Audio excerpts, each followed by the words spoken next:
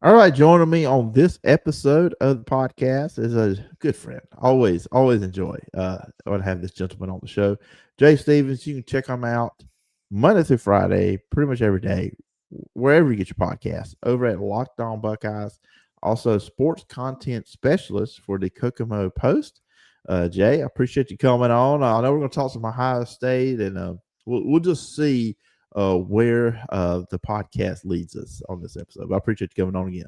Phil, that could be pretty scary just seeing where the podcast leads us. We could talk about a lot of things that people maybe don't think about because you and I have similar minds when it comes to sports, football, basketball, sports media. We could just go off on anything. I could just say any Bill Simmons, and we could go on and talk for 20 minutes about Bill Simmons and his venture in sports media. So it could lead anywhere, but I'm glad to be here. Oh yeah, absolutely. And just again throughout this week, dealing with the cold. I'm playing hurt, but I'm here. I'm here. I'm toughing it out. Here on the podcast. But first, just before we get into it, I think my voice just cracked just saying what I just said. And that may happen. We'll see. Uh, Before we get into what happened in Ohio State past year, an Ohio State Buckeye won a Super Bowl on Sunday night for the Seahawks. Jackson Smith and Jigba. I remember when I had you on, he was at Ohio State. I always was worried I would say that name wrong. I think I got it down. He was a big player for me on my fantasy football team this year. I made it all the way to the championship game, but then Jared Goff scores 1 point in the championship game, and then I was through. He averaged 20 points a game. The 1 week he didn't do it, the championship game. Anyways, but Jack Smith and Jigma winning the Super Bowl. He didn't have a big game, which it was not needed because the Seahawks defense was nasty all night long in the Super Bowl. Another receiver stepped up. But just your thoughts on the Ohio State Buckeye alum getting that championship. It's always fun seeing the Buckeye win the Super Bowl, and it was one of those games where either side you either get Mike Vrabel and Thayer Munford and Trevion Henderson.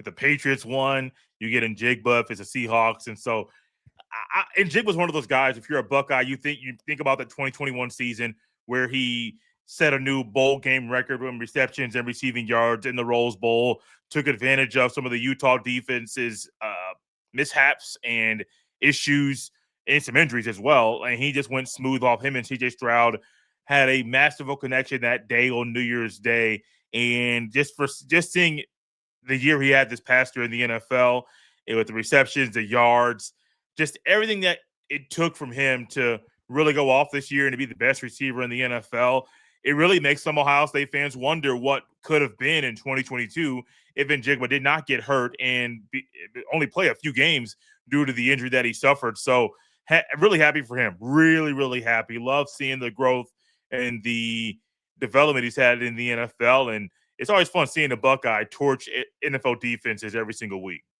Yeah, I remember that because there was a lot of hope with him and Marvin Harrison together. Yeah.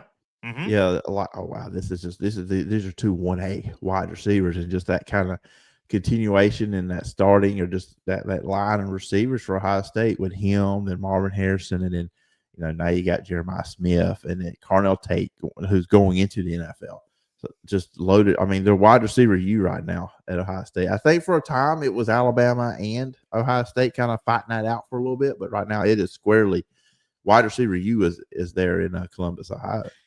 You got to thank Nick Saban for retiring, because if Nick Saban did not retire, it still would have been an Alabama Ohio State battle. I still think Ohio State holds the crown for wide receiver U, but you can't deny what Nick Saban did down there in Tuscaloosa. Sorry, Philip. I know that's a sore subject for you, bringing up that man that ran that team in that Oh, that's in fine. that part of the state. I don't I'm want to. numb to it. I'm numb to it. I apologize. I should have kept that to myself. But Ohio State, honestly, is wide receiver U. You mentioned Marvin Harrison Jr. because in 2022, you were thinking you were going to get in Jigba's 2021 season, and then Marvin Harrison Jr. started in the Rose Bowl because Garrett Wilson and Chris Olave set out to prepare for the Mhm. NFL draft. So That's you another got one. Harrison, Those two are those really two. good in the Yes. NFL. And so you got Harrison Jr. starting. I think he had a couple touchdowns that day on New Year's Day for some phenomenal catches. And you thought this was just a glimpse, like a tea appetizer of what Marvin Harrison Jr. could do in a full season. The next year, with Njigba coming back, everyone thought this was going to be a high flying offense. But one injury really hurt the offense, and that offense of 2022, it was not as elite as it could have been. And looking at this past year, 2025, obviously Ohio State 12-0. And then even going into the playoffs after losing the Big Ten championship, you feel like, okay, Ohio State and Indiana are the best two teams, but then obviously they lose to Miami. You look at the first 12-0, dominant defense, and then you look at how the last two games went. What went wrong in your mind with Ohio State? Ohio State's offense had issues all season, and it was trying to figure out the right formula for the run game, trying to figure out how to create more of a push on the offensive line. There were some times in pass pro, the O line was I don't want to say a huge problem, but a front like Wisconsin's front, which Wisconsin was horrible last year, and their defense wasn't horrible.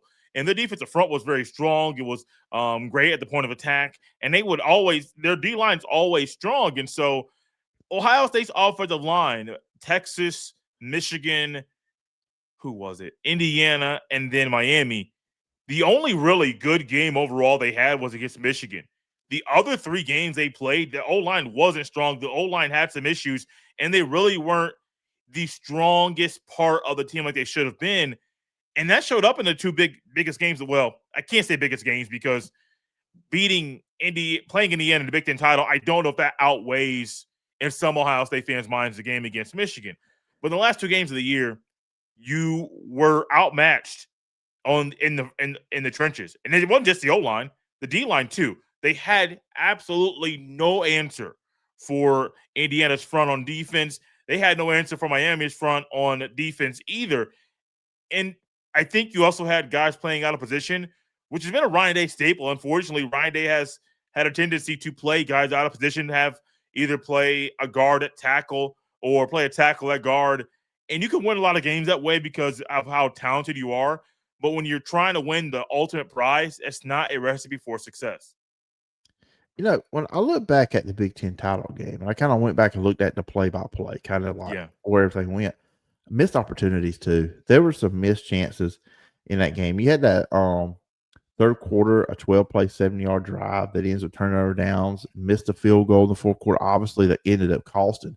And then, of course, there was that point in the game where Fernando Mendoza gets knocked out for a little bit. There could have been an opportunity there to add some points. It really felt like that game, which they did get pressure on Julian Stain. Indiana did too as well.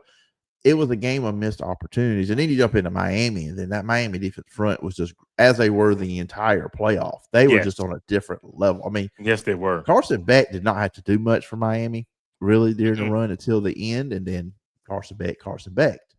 But yeah, that game against Indiana, missed opportunities, and just again not being able to block that Miami front. And then I'll say this: I remember watching it. I was at a New Year's Eve party, the Miami game, the Keontae Scott interception. One, I don't care who you're a fan of, and he was at Auburn before he went to Miami. That was one of the most perfectly read plays because you just see that routine, that screen. You rarely see a DB just read it the way he did. I mean, he just saw it all the way. Pick six is 14-0. I think that was probably maybe the biggest play in the game because Ohio State was moving the ball at that point. Yeah. And then they go down there. If they go down there and tie it, it's a different vibe on that game. But the 14-0, that changed things. But anyways, kind of a long way of saying missed opportunities in the Indiana game, and then just that turnover, and then just the way Miami's defense front. I mean, what you mentioned it as well. No, you're right. The missed opportunities is a big one. That actually hurt Ohio State in numerous games. Think about it. You're 12-0 going into the Big Ten title game, and some of the missed opportunities, some short yardage mishaps, not really having the strongest kicking game, not figuring out the right running back rotation. Some of the things you would have figured out by game 5, 6, or 7, they were trying to figure out in game number 13. You would think if you were that team, you would not make it to the Big Ten title game, but they did. They found a way to get there. But the missed opportunities, the kicking game's been an issue at Ohio State for a few years. I think Ryan Day's loyalty to people really hurt him with the kicker because the kicker has showed you previously he wasn't the man for the job, but Ryan Day still put him out there. They never tried the backup kicker, not once this season, which never made sense because the belief was that the backup kicker was actually the best kicker on the team. But if you don't give him a shot to kick it in the game, you're never going to see if that man truly has the guts needed to make the big kicks. And so I don't know. It's a weird season for Ohio State because you would think Ohio State is more they're more talented than Indiana. I would not say they're not more talented player for player. They're more talented than Miami. But when the overall team gets on the field, my, Indiana and Miami were clearly the better teams that day. Ohio State got in their own way. It hurt them from from potentially winning a national championship. And looking ahead to next season, of course, you get a win over Michigan. So, I know for That was some nice. fan base, That that's was a real big nice. thing.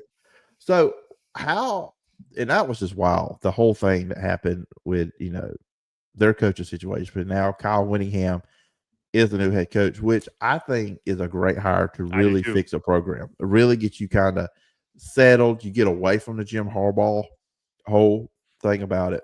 And this is a guy that wins. And I think Yeah. Michigan is going to be a really good team. They're going to be coached well. They're going to be physical, really good defense. How does Buckeye Nation feel about Kyle Whittingham at Michigan? Honestly, the people I talk to don't really care about I mean, they care about the coach, but they're so focused on Ohio State, they haven't really done a deep dive into Kyle Whittingham. And I think the only time Ryan Day faced him in his career was would have been the 2022 Rose Bowl. And so it's not like there's a long history between Ryan Day and Kyle Whittingham at all. It's your your your now rival is the man that replaced Urban Meyer, who was the last head coach at Ohio State. And so it's weird. I think everyone's so focused about the portal, recruiting, what Ryan Day is doing for the upcoming season, the hire of Arthur Smith, and keeping Tyler Bowen, the O-line coach, and the O-line really wasn't strong this year. And so everyone's more focused on Ohio State and what they are right now. They're not really focused on Michigan because this is going to sound crazy. Michigan's a talented team, but they're not on Ohio State's level. If they had more talent, they might be a little bit more worried that Kyle Whittingham is there. But I don't think any Ohio State fan really views Michigan as a team that's on their level because Ohio State should clearly be better than Michigan every year. Okay, you mentioned something, and I was looking it up, and I completely forgot about it for a second till you just mentioned it. What is Ryan Day thinking? Oh, God. Hiring Arthur Smith. I mean, Atlanta fans hate him. I just going to say that. Yeah. And then I think Aaron Rodgers hated him too. I mean, I'm just going to go out on a limb on that one. That was not Aaron Rodgers' dude. I mean, how many times do you watch a Steeler game and see Aaron Rodgers just chewing that joker out over the plays he was calling? I'm like, that what he said to Mike McCarthy and Matt LaFleur was G-rated compared to what he was saying to Arthur Smith as appeared on the sideline. So, I mean, I don't know. I looked at that hire and I'm like, you need to watch him, Ryan Day, call if you're going to let him mess with your offense. I'm laughing, Philip, because you and I are on the same page. I was actually at a high school basketball game. I was covering high school basketball on a Saturday night, and my buddy came over to me, and I do a live video on Facebook before every high school, once a week before a high school basketball game. And my buddy came over to me. He was like, "Did you see the Ohio State news?" There was no rumblings at all. There was no any rumors about anybody being hired. And I said, "No, what are you talking about?" He's like, "Arthur Smith got the OC job for Ohio State." I'm thinking, who? Like, I'm not tapped into the NFL like that. I didn't know who Arthur Smith is, but he wasn't on my radar. And he said, I said, who? He said Arthur Smith. He kind of started. He's a Michigan fan too, so that's context for the conversation. He said Arthur Smith. And he starting to chuckle a little bit. I text some of my buddies, and they're more in tune to the NFL than I am. They were not happy with it. I did my own digging. It doesn't make sense, Philip. This hire doesn't make sense. And I don't know. I get that he has attention from NFL teams and their report. Well, there were, I won't say official reports, maybe rumors that Arthur Smith was flirting with other NFL jobs between the day that he was reported as reportedly being the new OC to officially be the new OC. I don't know, man. I'm all for trying to have a former NFL head coach as a coordinator at Ohio State. I love the benefits of it. I love what it means for the players, for the recruiting, for the entire team. I love it. I don't fully love this hire. Ryan Day describes it as a home run hire, and I understand why Ryan Day was trying to defend his decision. I am going to wait till the season starts to wait to make a statement of saying this was a home run hire. Because right now, in the moment, I don't see it as a home run hire. It may be once they kick the season off and the Buckeyes play a few games. But as I sit here right now with you on this show, Philip, it's not a home run hire. It's actually a hire that could create more of the same offense that Ohio State had last year, which frustrated a lot of Ohio State fans because it wasn't the offense that people thought Ohio State was going to run. Now, you say he was flirting with NFL teams. Here's my question. Were they flirting back? I want to say yes, but I don't know how many because I don't think Tom Brady and the Raiders were trying to flirt with him back. I don't. It didn't make any sense. You know, the wild thing about it with him is he did do a good job with the Titans. That's kind of like that was like 5 years ago. Yeah, that's what led to him getting the Atlanta job, but the Falcons fans were over him, and then what he did with the Steelers. Like again, if anybody that knows anything, even the novice NFL fan, knows that Aaron Rodgers was running that offense this past year. It was not Arthur Smith. It's just Aaron. If Aaron Rodgers is your quarterback, he is also your offense coordinator. Correct. Basically. Correct. Those quarterbacks, when Brady his last few years, those guys, you saw it with your Colts. Phillip Rivers was the offensive coordinator, which is pretty wild that he came off the couch and played a few games and looked better than some of the other quarterbacks of the NFL. Well, not how he looked in the jersey. I mean, yeah. He had a press conference, Philip, and the columnist for the Indianapolis Star asked him how much he weighs. He said, Greg, I don't know. I will tell you, it's not the weight that it was when I walked off the field at Buffalo the last time he played in 2020. And everybody chuckled and laughed. But I don't know if they put an official updated weight on the website, just trying to hide that from us. What was funny, I saw that in the press conference. But the funniest part to me was when he also said, but even when I played before, I wasn't running away from anybody. This is true. Look, that move, like I told you, we're going to look where the podcast takes us. That move made a lot of sense to me. Okay, because if you plan on just saying Riley Leonard, then you don't bring Phillip Rivers in. But if you wanted to bring somebody off the street, a free agency, Phillip Rivers made perfect sense for them because he was friends with that coaching staff. He knew the offense. Yes, can he move? No, which he couldn't move before either, but he really could not move now. But at least the Colts had a chance to operate their offense with him. You couldn't do that if you brought anybody else off the street. So Cam Newton, please sit down somewhere. I swear, every time somebody gets hurt, you start hollering that you should be starting. Do you know the offense? No, you did not. So chill out. Go do 4th and 1. Go talk to Stephen A. Smith. Have the wild hair. Go to Auburn. Say, War Eagle, I love you, man. You won a national championship. But please, in the words, we had a guy that did Sports Talk Radio down here in Dothan, Jay, and he had a famous saying for situations like this, and I'm going to use it. Cam Newton, sit down. Sit down. Sit down. I don't know how we worked him into this, but anyways. But yeah, it just made sense to me that you brought Phillip Rivers in just because, again, you could operate the offense. I didn't think they was going to make the playoffs. It was kind of a long shot even when he signed. Yeah, it was. That they made. I mean, I hated it for Daniel Jones. He was having a great year. Yeah, he was. And it really a bounce back. You know what we just saw in the Super Bowl with Sam Darnold? That could have been Daniel Jones. Correct. I mean, the way it was going at one point, but he gets hurt, and the thing is, it now puts the Colts have got a tough spot because what do you do? Do you what kind of contract do you offer him? Bring him back? What are you going to do there? The injury he had, it's just he just felt bad. You got to feel bad all the way around for what he did. Here's what we've learned. Here's what we've learned this year in football, professional football. Get away from the New York teams and you will be successful. It seems like good advice, right? I mean, it seems like the advice. Buffalo. Buffalo's okay. I mean, I know they're technically a New York team. But are they? They went to 4 straight Super Bowls. They didn't win one of them. Are they better? I know that was a long time ago, but they went 4 straight. The Jets would take that in a heartbeat. The Jets have a Super Bowl. The Bills don't. I don't think the Bills have one. No, they went to the 4, but they have Josh Allen. I like Josh Allen. I'll take Josh Allen any day of the week. It's I mean the Jets have not made the playoffs since 2010.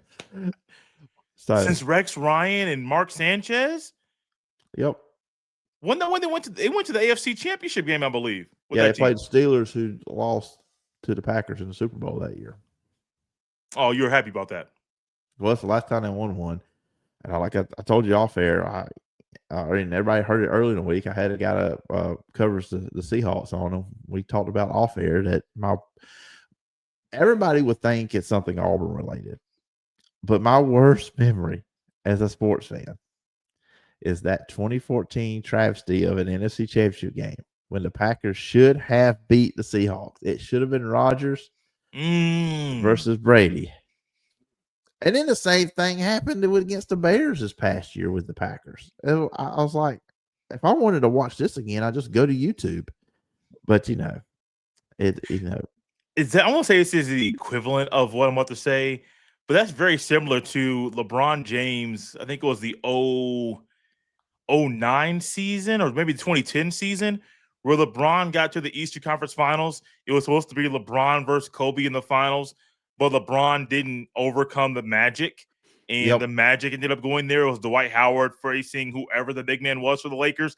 It's kind of the equivalent of that. And you have two all-time greats. LeBron's a great, Kobe's a great, Brady and Rogers are great. It's supposed to be that kind of matchup, but one quarterback didn't hold up their end of the bargain. Or a guy on special teams that was told not to catch the ball and let Devontae Adams catch the ball, try to catch the ball, and then that's what happens too. So and the next year you bring that up because I'm a Lakers fan for letting the audience know. Yeah. So 2010 is when LeBron pretty much quit against the Celtics, and then the Celtics beat them 4-2, and then we didn't get it then. Ooh. 2011? 2010. 2010. Yes. Because the Celtics beat the Cavs in the Eastern Conference Finals, and LeBron you could tell he was out the door. Yeah. Watching that series, he was gone. So we're into basketball now. That's the one complaint anybody can have about LeBron James is that he will occasionally just, well, it's not so much now, but there was a period of time when he was in the playoffs where he just wasn't always there. He wasn't showing up in the big moments. He kind of crumbled under pressure. If you think back to like the late 2000s and then early 2010s, he literally needed a running mate. That was the first ballot Hall of Famer to get a ring. And you can say that's a knock on him. It is a knock on him as far as like all-time great. He is still an all-time great. Don't get me wrong. But we never saw Jordan play like that. We never saw some of the other guys play like that. LeBron just happened to. I don't care I don't care who you're playing, who you're lining up against. You just got to go out there and lay it all on the line. And he just didn't do it. And I think about that Mavs series too in the 2011 finals, where it just wasn't there. Wasn't he there at didn't all. show up. He did not No. show up in the fourth quarter in that series. In none of the games, he did. There's a Stephen A. rant on that, I think, somewhere where he did not show up. Now the next year against the Thunder, they took care of business, 4-1. Then really, let's look at and if you look at the second one, I didn't, like I said, where the podcast takes you. This is a football podcast. We're all in the NBA right now, running through LeBron James history. But if Ray Allen doesn't hit that shot, they don't win that championship. The Spurs were about to win it. Now, I will say this. We do not know what would have happened the next year because the Spurs were so ticked off over what happened that year. They turned it around the next year, and they were just on a mission, and they just annihilated teams. And they won. I think they won that series 4-1 the next year against the Heat. The difference maker in that 2014 series to me was Kawhi Leonard. They had no answer. I think Kawhi was on the team at that time. I think. Yeah. They had no answer for him. And LeBron had issues with him when he was guarding LeBron. Yeah. And then of course they ran into the Warriors, and all that. So you probably know little LeBron. I mean, we had 8 straight years of LeBron in the finals. So think about it. Think about this now, since we're on basketball. Literally, if Jordan didn't retire in those a couple of years in the 90s, it could have been 8 years of Jordan. It could have been 8 years straight of Jordan in the finals. I think the Rockets may would have got him on one of them. The difference, I don't know. I don't know the roster so well in those couple of years at what the 93, 94 season, 94, 95 season. I know the roster is pretty well. The first three-peat and the second three-peat. I don't know where the Bulls' weakness was in the middle two to where the Rockets were really good. I mean, that was a great team. I just don't know if the Bulls had replaced all the pieces already by the 94, 95 season to compete if Jordan was there the entire time. I kind of worry, kind of just, and I'm trying to think back on some stuff that I remember watching old stuff on NBA TV and just highlights on YouTube. I think the Bulls' front line was aging with Bill Cartwright and Horace Grant. So Yes. and the teams that beat the Bulls, those series, of course, the Knicks, and then of course then the Magic, a young Shaq, and then you had Patrick Ewing.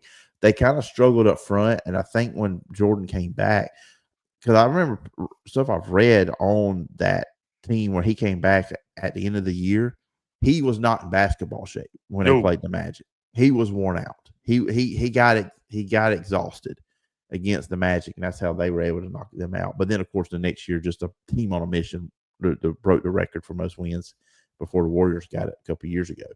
I think that had been their problem going up against Olajuwon Hakeem when he was in his prime, and then Clyde Drexler out there on the outside. So that may have been an issue for those Bulls teams, but Yeah. but yeah, I think but it's Jordan, so you can't bet against it. So I'm not we going look to. back at it, he may have found a way because he wouldn't have been exhausted if he hadn't retired. Right. He still would have been in basketball shape. So Yeah. all right, let's kind of move back to football here. People will be wondering what podcast they're listening to. They're like, man, my boy knows a little bit about the NBA too. I am full of talents that people just do not realize. I used to be NBA nerd, so I love that stuff. So we kind of go into college football off season, and I'm glad they're staying at 12. I know that's not permanent. They're good. We all know what this is, and it's the SEC and the Big Ten posture against each other. And I get it. I think the Big Ten has thrown out. We'll go 16 early to go to 24 late and get rid of the conference championship games. The SEC does not want to get rid of the SEC championship game. No, not at all. Of all the conferences, they make money off of that. That is a big money maker for the SEC because it's in Atlanta every year, and I know the Big Ten is there getting better. And I think having a one central location for it is the way to go. I think that really helps. I think some of the other conferences have moved theirs around, which I have also said the SEC is a point now where I think you could move it around. You could go Atlanta, Nashville, New Orleans, maybe Jacksonville, Texas, because the SEC brand is different. But obviously now the Big Ten is the king of college football. I'm not going to sit here and say the SEC is the best when they're not. They three different Big Ten teams have won championships, so I'm not there. But I just feel like it's just that. It's right now we know who runs the sport. It's the Big Ten and the SEC. And I think a problem the sport has is those two conferences not being on the same page. I don't see them ever getting on the same page. Because the betterment of the sport is for those two conferences to be able to work together. I just don't see it happening. There we go. I don't see it happening either. I actually only hit my mic and muted myself. I don't see it happening either. I don't see a scenario where Greg Sankey and Tony Batiti find a way to get on the same page. Because if they get on the same page, you're breaking off of the NCAA and you're forming your own league. And then you're forcing the Big 12 and the ACC to figure out their own stuff, figure out their contracts, and figure out if moving away and making your own league the right thing. Because I think it's where they're trending. I'm glad they're staying at 12. I said this on Locked On Buckeyes, I think last week when we talked about the new CFP schedule for next season. I said I'm happy. I'm happy at 12. I wasn't a fan of expansion. I don't think 16 or 24 is going to be the right move for the sport. That's where we're going. And so sticking at 12 for as long as we can is ideal. The one problem I have with the sport along these lines, with these conferences running everything, is that they're running everything. I just don't like the conferences having so much power. I don't at all. I never have. I won't. I think that them having so much power is why the College Sports Commission, or the CSC, whatever that stands for, is having issues. I think the NCAA isn't stepping in because of the power that these two conferences have. I don't like it. You should never have these two power leagues that are so large that they have all the power of over 130 plus FBS teams. It doesn't make any sense. And now, Philip, you can add North Dakota State to that number because they're going to be in the Mountain West next year. I thought expansion was over for the offseason. I didn't know we were going to get expansion now. I love the move for North Dakota State. I think that they are one of those programs at the FCS level that could compete with a lot, not just like the bottom level FBS teams. They can compete with the middle level and maybe even, I don't say they're going to beat some of the top teams.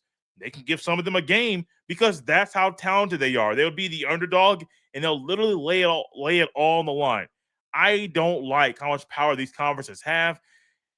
My hope is that down the road, well, not down the road, very, very soon, they'll realize we're just making our lives harder.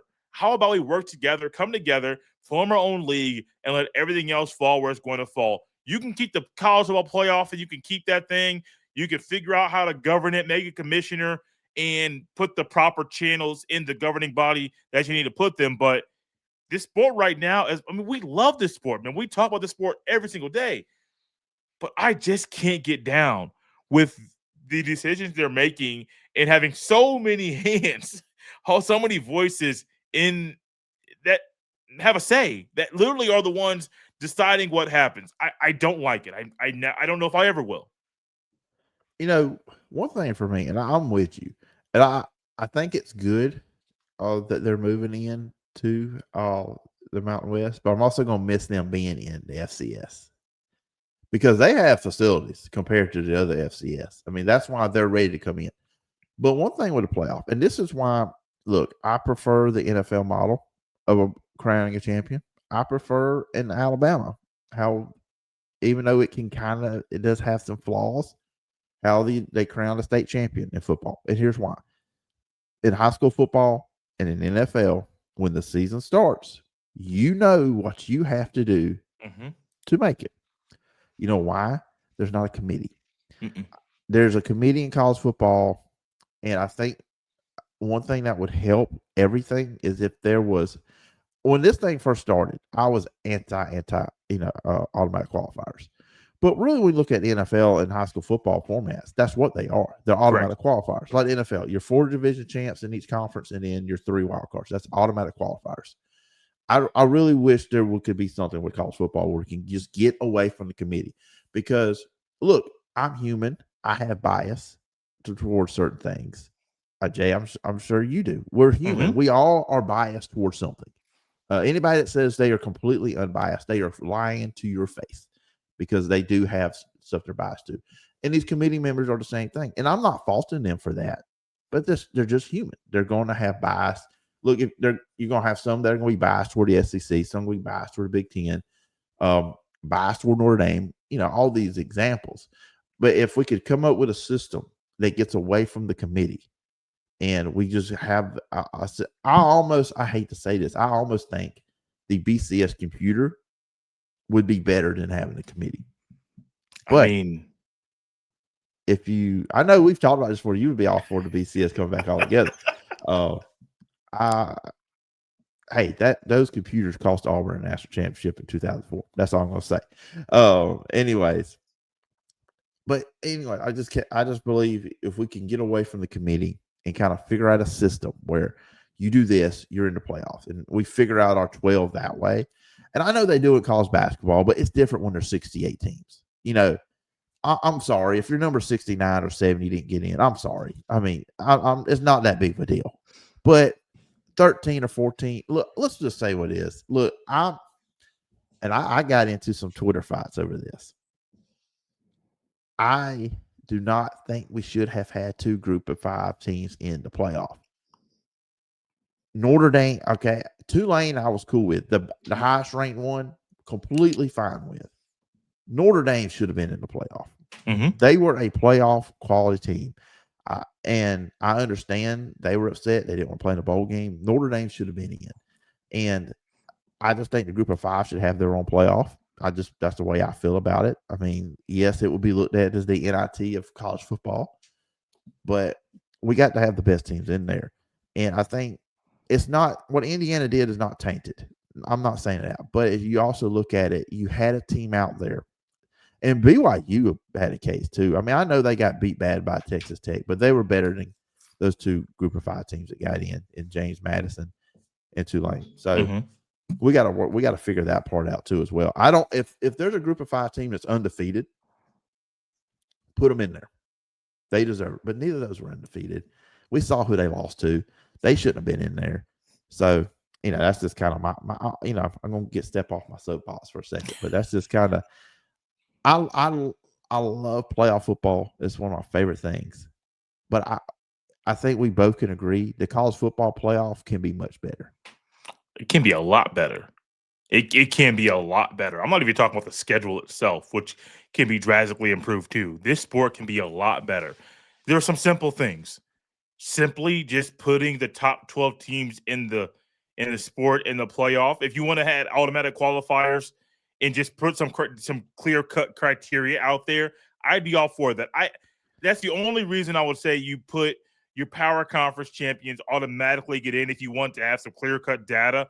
Because clearly a year ago, Duke was not better than like Duke could have lost to Tulane or James Madison. Like Duke was not that strong, like a power in the sport, like they cemented their spot. No, they got in there because of a weird tiebreaker system the ACC uses, where Notre Dame plays a wannabe ACC schedule, so they kind of messed up the whole formula of how they figure everything out. To me, Miami was better. Miami was clearly better than Duke, and so to me, the obvious. Let me get back on topic now because I can ramble about that for days. Just put the top 12 teams in the sport in the playoff. Done deal. Then you would actually eliminate some of the conversations that were had on the selection show about having Tulane and James Madison in. Allow more games to be played on campus. If you still want to keep the semifinal and the national championship neutral site, I can get on board with that. But mainly, give those quarterfinal teams, those teams that get the first round bye, allow them the luxury to play at their home site. Mm-hmm. Because I don't see why you wouldn't. I would actually prefer the NFL model where the only game that's a neutral site is the national championship, the final Mm-hmm. game of the year. Make it even more special. I understand why they want to keep the partnerships with the bowl committees and the bowls systems, and I get that. I think part of that is also an ESPN thing because ESPN has the exclusive rights, broadcasting rights of the CFP, and I wonder if ESPN has put in there you have to use these bowls that we own in the playoff. They Yeah. haven't come out and said that, but I truly wonder if ESPN is strongholding this thing to keep the bowl partnerships going even longer because ESPN's getting the viewership, they're getting the advertising dollars, they're getting so much money from simply having their name and having the broadcasting rights.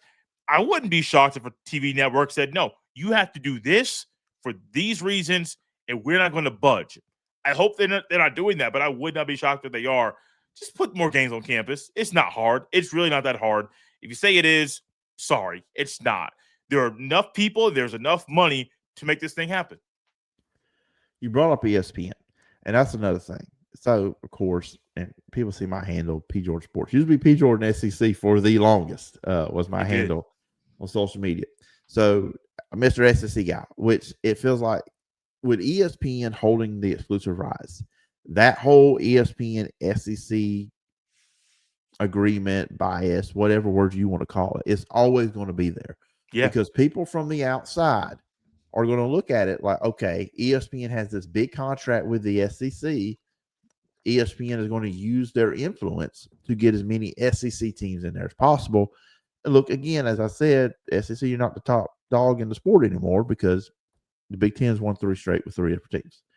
I I would like to see this thing spread out with the networks.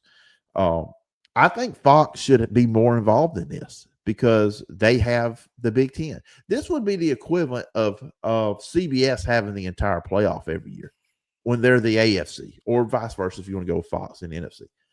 Have these other networks, and these other networks have their A teams. We could. It's a topic for another day. I'm sure we could have on which teams are good, which ones aren't. But you've got your NBC, your CBS. Which CBS's team is going to look different now with Charles Davis sliding in as the the lead analyst there. I think Fox and ESPN should have the most playoff games, but I think they should be together. I think that would make it a whole lot more enjoyable and just different because every network broadcasts it different. They have a different look, a different feel. I swear, people in the SEC hate big noon kickoff. Uh, I think mainly Jay because they were out too late on Friday night. They want to stay in the bed a little bit longer and not have to get one football game. That's just my opinion. It feels big when a big noon comes on. It's a Fox game. ESPN, ABC games with Hurst Street and Fowler. Those games feel big. Those would be the main ones. You throw CBS and NBC in there to give them like a first round matchups or something like that. I think we need to have all those guys more involved. And here's another thing. So in the NFL, the team that has the first round bye, their advantage is that they're not playing the first round, and then the team they're playing somebody that played the previous week. We just saw this.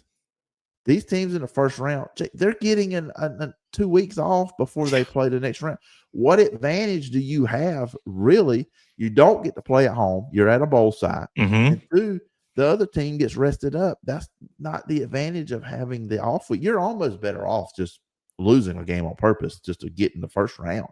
Really, I mean, Indiana is the only team in the playoffs that's had a bye that's won in the second round. All the other ones have lost, all of them. So that needs to, you kind of alluded to it a little earlier. The schedule, the way we do the playoff, that needs to change as well because they need to be playing the very next week. They do. I get you don't want to go up against the NFL. You know, as much as if you're a college football fan, you love it. The NFL is always going to beat college football right now. I mean, that's not going to change. But still, figure out a schedule where you play the first round 1 week and then 7 days later, 6 to 7 days later, you were playing again. Because if you're not, you don't really give an advantage to the bye week team. And if you're not going to do that, just increase this thing to 16 and no longer have teams with bye weeks. Philip, there's a couple things I want to touch on, but the first one is the part about the schedule. I mean, it's a problem. There's no level in football where you take this much time off between games in the postseason. You can go down to Little League football, to high school football, middle school, NFL. There's no, like, the NFL only has 1 week where there's 2 weeks, or there's a week in between games. That's the week in between the conference championship games and the Super Bowl. That's it. Their schedule is fixed. There's, I believe, 1 bye week now. I would not be shocked if they expand this thing to 18 games and add a second bye week. I am not a fan of 18-game NFL season. I'm not at all, but it's almost inevitable because the owners want more money. And if you add more games, you're going to get more money. And so it's almost a unexpected thing to happen. The schedule has to change. It's very easy for that to change. The format itself, you want to go to 16? I would not. That's not my cup of tea. But if that would eliminate some of the chaos, okay, I could get on board with trying to eliminate some chaos. Philip, the whole thing about the TV networks and them changing the broadcast rights to get, really it's ABC that I think needs to get into this, not ESPN. ESPN is on it. I don't believe they broadcasted any game on ABC during the playoff, and I don't believe they've done that throughout the past few years in the college football playoff. You got to get back on ABC. The fact that they got a 30 million viewership number when the game's on ESPN is insane on a cable network. Now, I get you have all the different avenues and the streaming, and of course, they want to add all that into their number. The fact that you have 30 million people on a cable network is ridiculous, ridiculously great. If you get that thing on ABC, it feels more like the NFL. And you could get CBS, Fox, and NBC to all, and even if they just rotate the national championship, that'd be perfectly fine. Rotate it. They all have their in-studio guys. They have their on-site guys. They have plenty of sideline hosts, plenty of play-by-play men. I mean, you had Noah Eagle, who wasn't calling the game, doing some pregame conversations before the game started. He's a play-by-play man for NBC. They have so many. Their talent is easy to find. It's not hard. And you have so many seasoned vets that are calling these big games, from Gus Johnson to Brad Nessler to Noah Eagle. Noah's the youngest, but honestly, I think Noah's the best of the three. That's perfectly fine. Allow those guys to Do what they've done all year. Call big college football games. To me, it's a no-brainer. But I also wonder, why is ABC not doing anything with the college football playoff? I don't know what goes on behind closed doors.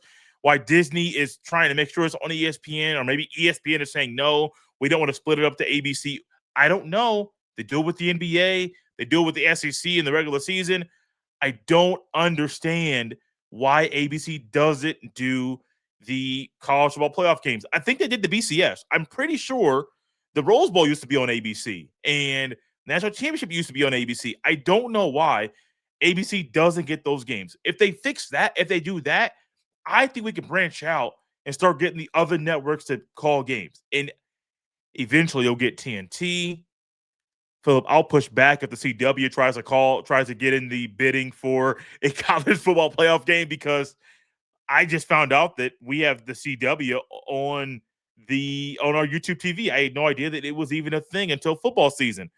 I don't want to watch a college football game on that network. Sorry. I'm a creature of habit. I want to stick with my four networks and let everything else fall where it's going to fall. In the ABC part, and I agree with you. I have thought about that because it would make it feel bigger if especially if your championship game is on broadcast television. Yes. Because you're right. Look, every other year the basketball one is on CBS. We know they have their deal with Turner. The NFL is going to look next year. It will be simulcast on ABC and ESPN, the Super Bowl. Well, it will be on ABC. Good. And then Fox, NBC, all these networks, they shared that. The NBA Finals is on there. Every other year, the NHL, the Stanley Cup is on there. The World Series has it. They're on Fox. So, yes, they should be on. Even the WNBA gets on ABC. They're in the WNBA Finals. Now, if it's during the week game, it's on ESPN. But if they have a weekend game, it's on ABC. So, I agree with you. So, Philip, when you say that, I wonder if that's why they don't do the ABC, because sometimes New Year's Day is in the middle of the week. The national championship is played on a Monday night. But when I say that, I realize the NBA Finals are always on ABC and nobody complains. So as I'm saying this, I know there's a way to work around anything in these TV networks. They'll say, "Oh, we're gonna get how much money for having this game?" Oh, okay, cool. Sorry, that regular TV show that's right there. Sorry, you're off a week. Have one of your built-in off weeks right here because we got to get this game played. Yeah. So and TV schedules are made in advance. And I think with the NBA now, with their new TV deal, I think NBC, there's going to be some years. I think NBC is going to get the finals. I'm so happy. I'm so happy. Sorry, I like the ABC broadcast of the finals. There is so much drama when they do stuff. Like I like the NBA. The drama with Maria Taylor and Rachel Nichols. Like, I'm not trying to get into all the stuff that happened 4 or 5 years ago. There's always drama. Who's calling it? Who's going to be doing the studio? I like Mike Breen. I would love to hear Noah Eagle call the NBA Finals. To me, he's the next big name. Like his Ian Eagle's great. Noah Eagle's already great to me, and he's only going to get better. Yeah, I'm just waiting for Jim Nantz to no longer. They're moving on from him with the. I'm going to say this quickly. I don't know if people are going to be a little bit mad. Maybe I think Tony Romo's downfall might push Jim Nantz out. Yeah, I was glad Jim Nantz, they moved him off the NCAA the championship. They did? Yeah, for football or basketball? Ian Eagle was calling it. Oh, Jim Nantz to me did not. Okay, he was a guy that did not call games every week. For basketball, yeah. Sorry, yeah. He did. Basketball. I just was not for Nantz. So we've gone about 50 minutes. Who I told you, podcast is going to take us where it's going to take us. We have jumped on so many different things. We've jumped off the track so many times in this. So a couple weeks ago on my Facebook, I had some Ask Me Anything. And if you actually check out the pod, if you're one of the 5 people that actually checks out the pod, we'll get to 10 since Jay's on this week. So on this episode, so we'll have more than the 5. I had them ask me anything. I didn't answer them on Facebook, but I said let's do them here, and let's throw some at these at Jay too as well. The first one's going to be an easy one word, I think, for both of us. It's just easy. This is a guy I work with. Charles McNally. Will college ever go back to non-NIL days? No. No, There's no way. No, no. the toothpaste cannot be put back into the tube. It is here. Which they do something with the portal. That's the biggest issue, Correct. I think, more than anything than NIL. But yeah, no way. All right, we'll see how you feel about some SEC coaching hires. Because Okay. people threw some Auburn stuff at me. Brandon Eisman, and I'll listen to you, then I'll answer. Where does Alex Golesh rank among new SEC head coaching hires? Now, Ohio State lost a coach because of Alex Golesh going to Auburn. Mm. Mm. Where did John Summerall go, to Florida? Yes, that was one I wanted, but I think it's a better hire. I don't know all the coaching hires that have happened in this cycle, so I can't say. I mean, obviously Lane is the number one. Going Is he LSU. though? Is he? Well, I mean, if I guess Is he? you could make arguments, but I feel like if I wrote this as an article and I did not have Lane at number one, I know the first thing people was going to accuse me of is just trying to get attention. They're like, you just Stephen ate it. And so I'll put Lane one just to make it easy. My only thing about Lane is he's only good when he can pay players. If you can't pay players, he's not like a really good head coach. He's more of an offensive coordinator. He's like a poor man's Lincoln Riley if you can't pay players. If that makes sense. Like, I think Lincoln Riley and him, I think Lincoln Riley's a better head coach overall. Lane is really good because you can pay players. He's taking advantage of the system. I yeah, don't know how good of a overall head coach he is. okay, that's fair. That's fair. I think Goalish. Look, I had some questions and some concerns because when he came to head coach, he talked about retaining the roster, and Auburn had talented players. They were in every game they played last year. Georgia, they lost by 10. The rest were by one score less. But then Cam Coleman leaves, which I kind of figured he'd go somewhere else. Yeah, And yeah. Texas is reportedly paying him quarterback money. So I understood that. But then there's a lot of players at Auburn left. But he brings in Byron Brown, who was great at South Florida. 3,000 yards passing, 1,000 yards rushing. The running backs he's brought in. I think they're okay. I think they're good. And they pretty much brought a lot of the young core of the Auburn defense back.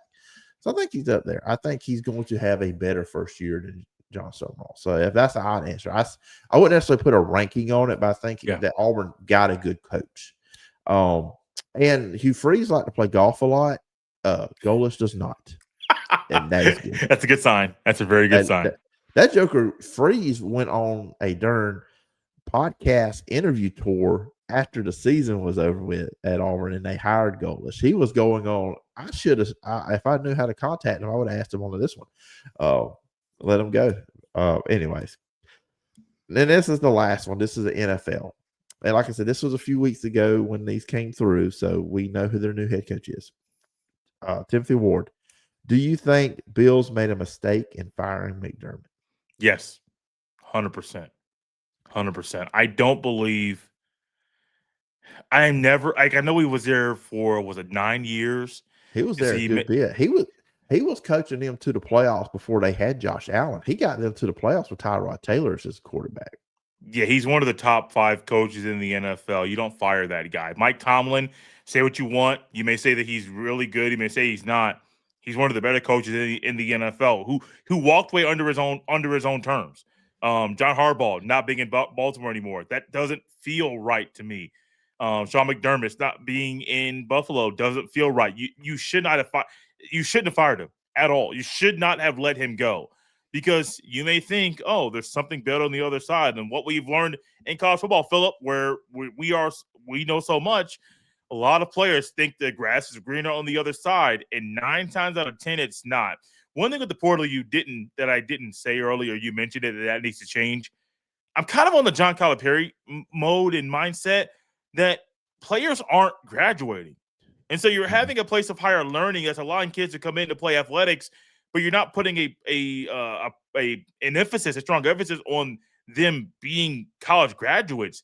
And so I don't know how many kids are graduating from college, let alone how many of them are literally playing 4 years of football or basketball, or how many of them are using all their eligibility. Because my guess is not as many as you think. And the graduation rates at these schools, I guarantee they're going down. They have to be going down. And so until you put some guardrails there, things will keep spiraling out of control because the adults in the room don't want to stand up and make decisions. Yeah, I'm with you. Any a lot of guys that go into the portal don't find anywhere else, don't find anywhere to Correct. land. That's another thing. They're getting bad advice on going into the portal too as well. And I think the McDermott thing, I'm going to kind of go hindsight is 2020, knowing where the search ended Yeah. with Brady as the new head coach, not Tom, the other Brady, Joe Brady. I think that you just basically brought somebody in, you basically promoted from within with your program or your team, your franchise. I think McDermott maybe I think they fired him feeling like they needed to because it was another failure of the team. Um, but I think now when you look at if they could have got like John Harbaugh, Yeah. okay, I get it. That you upgraded. You just got a Right. coach that's won a Super Bowl before. But now I don't know. I we'll see what happens with Josh Allen. If and I just said going to the playoffs, Jay, this was their year. They had Mahomes, Lamar Jackson, and Joe Burrow were not in the playoffs. And I know the Bills were a flawed team defensively, Yeah. but when I look at the rest of the AFC, they shouldn't have lost. They shouldn't have lost these games. But he turned the Correct. ball over twice. Josh Allen turned the ball over twice against the Broncos, and they lost. So Can I anyway, ask you a question? okay, I'll go make it for it. really quick. Do you think Matt Patricia will be an NFL defensive coordinator or head coach in the upcoming season? So he really only had the one shot as a head coach in NFL with the Lions, correct? Hmm. The NFL has shown to give guys opportunity. Look at Robert Sala, now going to be Hmm. the Titans head coach, and we've seen other situations with that. I think he will get another if he continues to do what he doing at Ohio State with the defense. Maybe another year. I think he will get a look. I think he has a better shot. I'll say it like this: he has a better shot at becoming an NFL head coach than Bill Belichick. Oh yeah. Oh yeah. Oh yeah. I'll keep this quick. I know we're running kind of long. I think Patricia is more likable right now. And somebody made a comment about Bill Belichick recently, and in regards to his girlfriend, that I wonder if NFL owners would allow her to be around as much as she is around North Carolina. Because my guess is no. And if you mess with her, Bill's probably being like, no, she's with me. She's a part of me. We are together. We go everywhere together. And so my guess is that's probably more likable. Is that plus Patricia's younger. Mhm. Patricia's younger, and players love going all out for him. I don't think the North Carolina players really are all in on Bill Belichick right now. Aside from him, well, he didn't make the Hall of Fame. So I can't use the fact that he's a Hall of Famer right now because he's not yet. Which he He should have should. been He in. should. Yeah, that I was mean, dumb. That was so stupid. Parcells had the same problem. He ticked off so many reporters and people that he needed to get along with. That's why it took him so long to get in there. Um, and I'll close on this, and we'll do our goodbyes because we've gone an hour. I don't know if we've ever really done that on here. I don't Gone an think we hour, have. but it's amazing to me a guy that preached fighting the distractions, canceling the noise, like he did with New England for so long, and now he gets a girlfriend that's young enough to be his granddaughter. He's letting all these distractions in. It's just wild to me.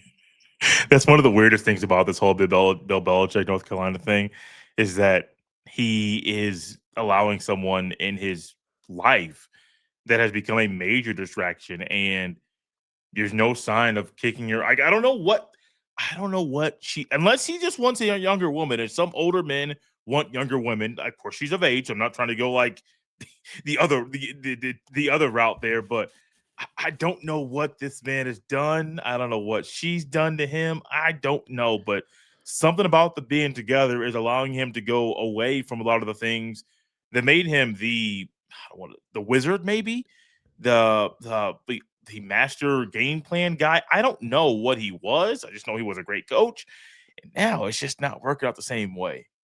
No, it's not. So we covered a lot of ground. on this podcast.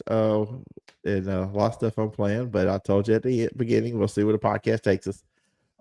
Jay's fun. Always having y'all. Just talking it up and all that good stuff. Where can everybody follow you if they want to follow your work? Guys, follow me on Twitter or X at jsteven07. Locked on Buckeyes comes out every day of the week. Most days it comes out twice, every Monday through Friday. Generally, there will be a couple of shows, and we'll do some live shows after Ohio State basketball games currently as we're towards the end of the basketball season. My work with the Kokomo Post is mainly all digital media. There's no print media at all. It's all interviews and videos. The Kokomo Post Sports on Facebook, the Kokomo Post on Instagram and Twitter. You can follow us there. And we have a good time covering high school sports. There's a semi-pro league that's going to be starting their season. Actually, my first game covering them, Philip, they have a home game I might be able to cover on March 14th. You mentioned that date being an important date in your life. And so I'll be at a basketball game that day thinking about you and everything going on in your life there. But I'm done rambling. I could talk forever, guys. But Philip, it's always fun. I didn't say anything about Stephen A. Smith, Zach Gelb. I didn't mention about Bill Simmons at the beginning. I didn't mention anybody that we talk about like pre-show. So maybe we could do an entire show just about sports media and just ramble for an hour about stuff Clay Travis says and stuff like that. Oh yeah, plenty to jump on with that. So we'll do that on a later time. But again, Jay, I do appreciate coming on, hanging out an hour, and you got to go do your other stuff. Yeah. But I appreciate you doing this, and it was a lot of fun. Anytime, man. Anytime. All right, remember, you can follow me. You see it on the screen at P Jordan Sports. Find a podcast, Apple Podcast, Spotify, wherever you listen to podcasts. Check it out over on YouTube at the Phil Jordan Sports YouTube channel. Also, the Phil Jordan Show YouTube channel as well. And also, email me, sports.philjordan@gmail.com. And until next time, bye bye.